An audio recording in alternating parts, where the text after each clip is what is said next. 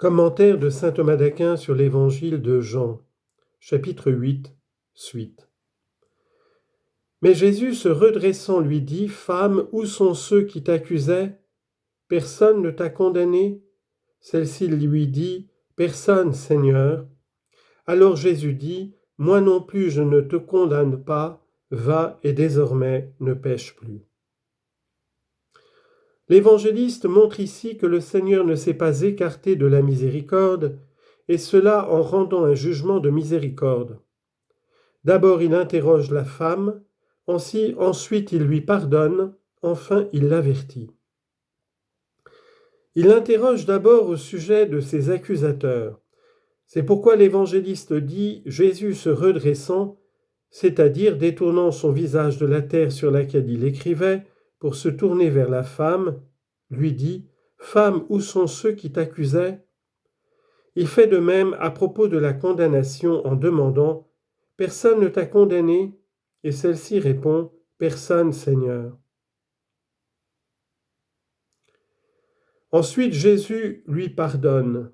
Alors Jésus dit « Moi non plus, je ne te condamne pas. Moi par qui tu as peut-être craint d'être condamné, parce que tu n'as pas trouvé de péché en moi. » Confère 1 Pierre, chapitre 2, verset 22. Cela n'est pas étonnant parce que Dieu n'a pas envoyé son Fils dans le monde pour juger le monde, mais pour que par lui le monde soit sauvé. Jean chapitre 3, verset 17. Et encore au prophète Ézéchiel, « Je ne veux pas la mort du pécheur. » Ézéchiel chapitre 18, verset 32. Il lui pardonne sa faute sans lui infliger d'autres peines, parce que s'il la justifiait tout entière en lui pardonnant selon la justice de la loi, il pouvait bien à plus forte raison faire que son cœur soit transformé par une contrition suffisante de ses péchés, de telle sorte que toute peine lui soit épargnée. Cependant, il ne faut pas, sous prétexte de suivre l'exemple du Seigneur, tomber dans la routine d'absoudre quelqu'un sans confession ou sans lui infliger de peine.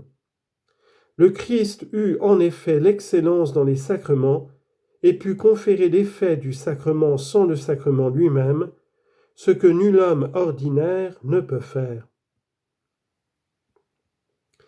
Mais il la met en garde quand il dit « Va et désormais ne pêche plus ». Il y avait en effet deux choses dans cette femme, la nature et la faute, et le Seigneur pouvait condamner l'une comme l'autre. La nature, s'il avait ordonné qu'elle soit lapidée, et la faute s'il ne lui avait pas pardonné. Il pouvait aussi laisser aller l'une comme l'autre, par exemple en lui donnant la liberté de pécher, lui disant « Va, vis comme tu veux, sois assuré de mon pardon, pêche tant que tu voudras, je te libérerai même de la géhenne et des bourreaux de l'enfer. » Mais le Seigneur, n'aimant pas la faute et ne favorisant pas les péchés, condamne la faute elle-même, non la nature, en disant « Désormais ne pêche plus », pour qu'ainsi il apparaisse que le Seigneur est doux par sa mansuétude et droit par sa vérité. Confère Psaume 24, chapitre 8.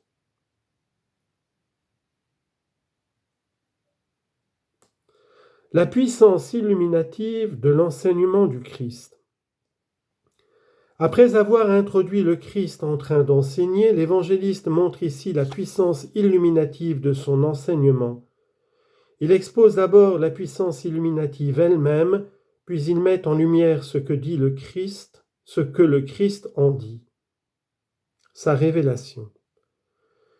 De nouveau donc Jésus leur parla en disant « Moi je suis la lumière du monde, celui qui me suit ne marche pas dans les ténèbres, mais il aura la lumière de la vie. » À propos de la puissance illuminative elle-même, il présente d'abord le privilège de la lumière spirituelle, puis son effet, enfin son fruit. L'évangéliste parle du privilège de la lumière spirituelle comme appartenant au Christ, qui est la lumière. Cela peut d'une certaine manière être rattaché à ce qui a été dit juste auparavant. En effet, parce qu'il a dit « Moi non plus je ne te condamne pas », la déliant de son péché, il daigne, pour que personne ne puisse douter que lui-même peut pardonner et remettre les péchés, faire voir plus clairement la puissance de sa divinité en disant qu'il est la lumière qui repousse les ténèbres du péché. Cela peut d'une autre manière être rattaché à ce qui a été dit plus haut, comme il est écrit, « Scrute les Écritures et vois que de la Galilée il ne surgit pas de prophète. » Jean chapitre 7, verset 52. En effet, parce qu'il le prenait pour un homme de Galilée, il refusait son enseignement comme si le Christ était dépendant d'un lieu déterminé. C'est pourquoi le Seigneur montre qu'il est la lumière universelle du monde en disant « Moi, je suis la lumière du monde, et non de la Galilée, ni de la Palestine, ni de la Judée seulement. » Les manichéens, comme le dit saint Augustin, comprenaient cette parole d'une manière fausse. En effet, parce que leur vision était seulement celle des choses sensibles, ils ne supportaient pas de s'étendre aux réalités intellectuelles et spirituelles et croyaient qu'il n'y a rien dans la nature au-dessus des réalités corporelles. C'est pourquoi ils disaient que Dieu est un corps et une certaine lumière infinie, et ils prétendaient que le Christ Seigneur est le soleil visible aux yeux de la chair, et à cause de cela, lui-même a dit « Moi, je suis la lumière du monde ». Mais cela ne peut tenir, et l'Église catholique condamne une telle fiction.